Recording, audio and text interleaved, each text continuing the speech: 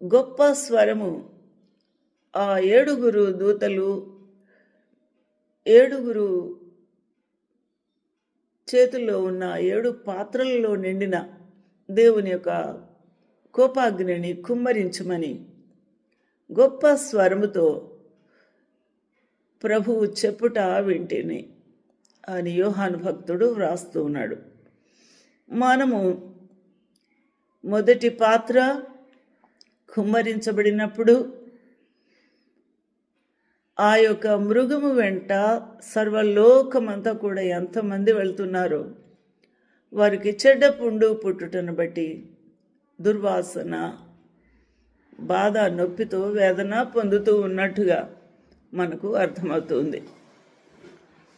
కాబట్టి ఈ యొక్క మొదటి పాత్ర కుమ్మరించబడింది.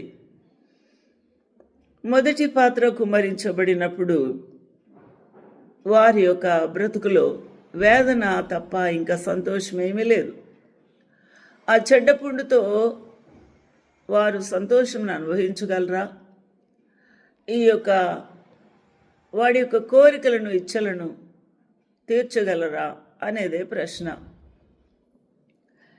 అందువల్ల దేవుని యొక్క ప్రజలైన ఇశ్రాయేలు వారికి ప్రభు అన్నాడు, మీరు నా మాట ఆలకించండి అన్నారు. ద్వితీయోపదేశ కాండంలో ఖచ్చితంగా చెప్పి ఉన్నారు. కాబట్టి ఆ యొక్క మొదటి పాత్ర చూసినప్పుడు గబ్బు కంపుతో ప్రజలంతా కూడా విలవల్లాడిపోతూ సర్వలోకమంతా చెడ్డపుండుతో వాసన కొడుతూ ఉన్నట్టుగా మనం చూస్తూ ఉన్నాం.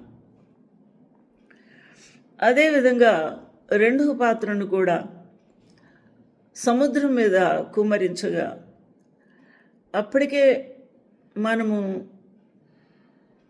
సముద్రం మీద కుమ్మరించబడిన ఆ యొక్క ఉగ్రతను మనము ఆ యొక్క 8వ అధ్యాయంలో చూస్తూ ఉన్నాం. 2వ బూర ఊదినప్పుడు అనే మాట 8వ అధ్యాయం 8వ వచనంలో కూడా మనము చూసి ఉన్నాము. అక్కడ సముద్రము